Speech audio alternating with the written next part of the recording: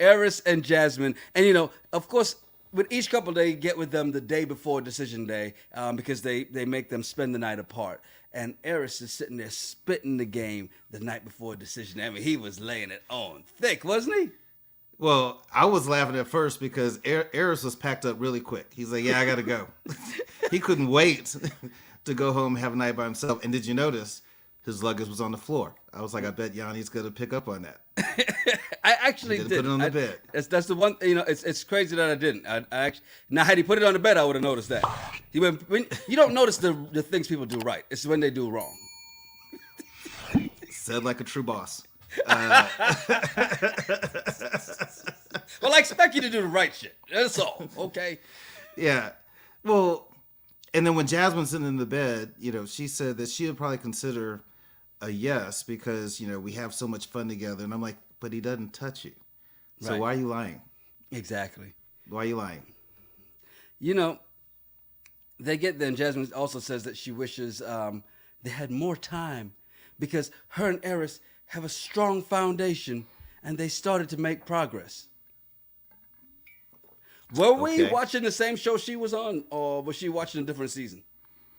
I don't know. I don't know what she's watching, but and if you call that a strong foundation, I don't want it. If that's what a strong foundation looks like in a marriage, count me out. Yo, for real, because just a little, everything's coming crumbling down. But if that wasn't bad enough, did Pastor Cal really say, if they both can look past the superficial? Okay, did he say both look past the superficial when really and truly she said from day one she's attracted to Eris? Why? Nobody in this live chat understands or knows. And he's said that he was attracted to her. That's how it's been from the very beginning. So how is it if they both look past the superficial? This is where the experts lose me here, man. Because they're talking about in theory, right? That if you can look past some of those things, and there are cases of people that they weren't attracted to somebody, all of a sudden something happened, now they're in love, and it's wonderful and magical. But that's not always the case. That's the exception to the rule. So why he says that, I don't know. And then when they're talking to Eris, and Eris feels like, we have a really strong connection. I'm like, where's the strong connection at? Yeah. That you're talking about. Like, Eris has been done from the beginning. Actually, not quite from the beginning. From that moment when he said, I don't think we should have sex until after decision day. Yeah. He was checked out at that point. He was like, there's no way. Based on what Pastor Cal said, Dr. BW says Pastor needs prayer so he can find a new job. And Nubian Mahogany says Pastor Cal was reading from a teleprompter. Apparently he was. Because I didn't understand that. The thing, though, you have Eris saying it felt good to come home to someone that he said he's ready for marriage, right? Mm-hmm. Really? And then they ask, did you give 100%? He's like, well, Jasmine gave 100%. But because I started late, that's why I can't say I gave 100%.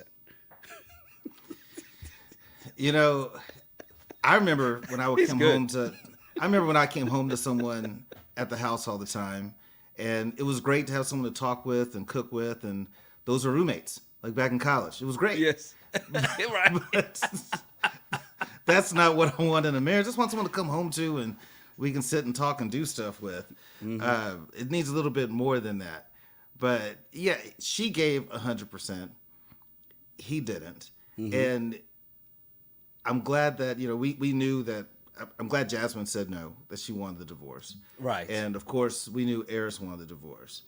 And I was thinking to myself, maybe Eris has grown. Remember the last few episodes, we've been trying to give him, I have been trying to give him the benefit of the doubt. And then his foot and mouth disease kicked in.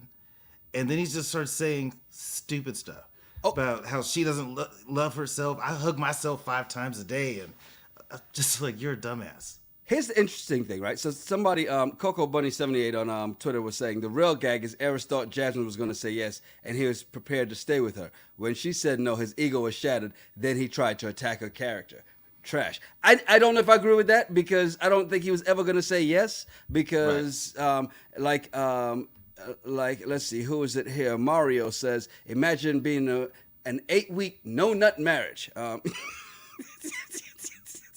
This is hilarious. But I don't think he was ever going to say, but the fact that he attacked her and the way he did it was, well, what are the deal breakers? That's what Pastor Cal asked. What have you discovered are your new deal breakers?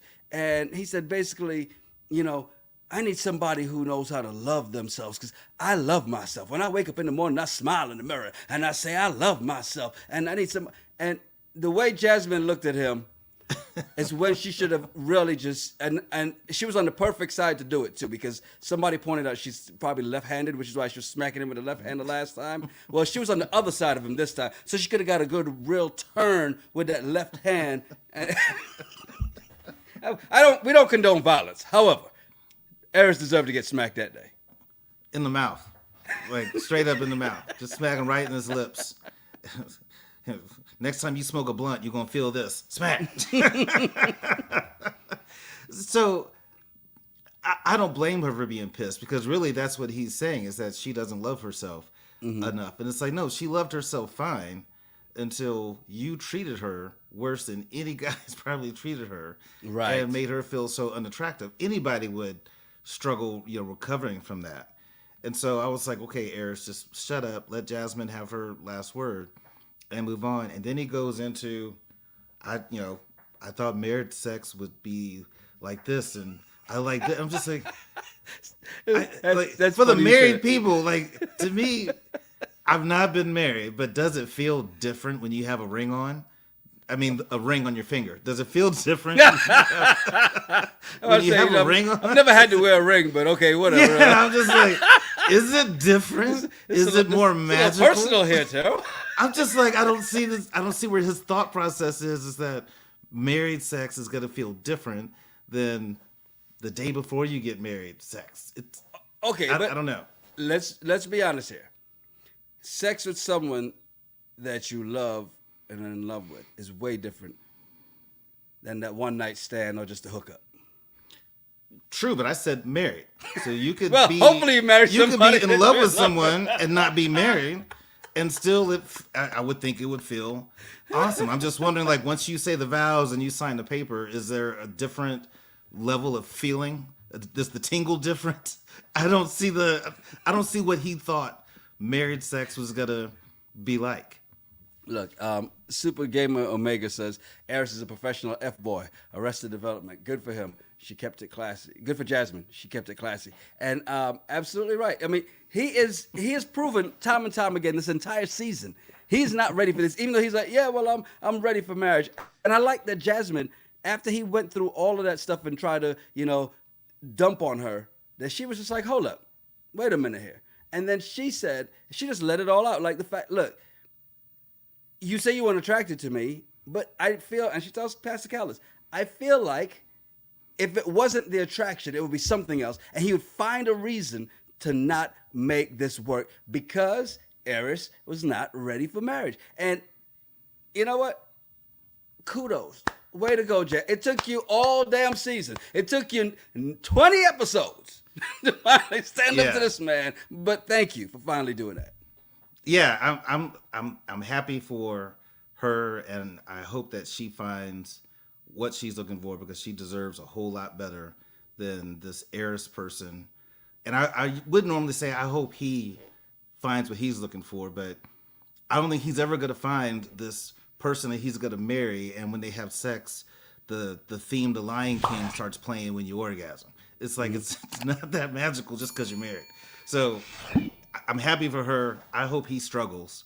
And maybe he'll watch this and learn something. I just don't think he will because he hugs himself 5 times a day.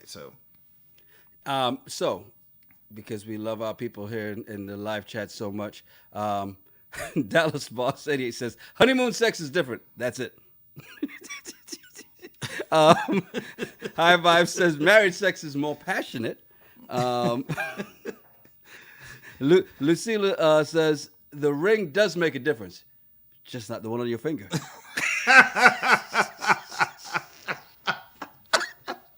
High Five also says, but divorce sex can be great too. Nikki B says that nasty, sweaty, raw diggity when you're in love is where babies come from. Yes.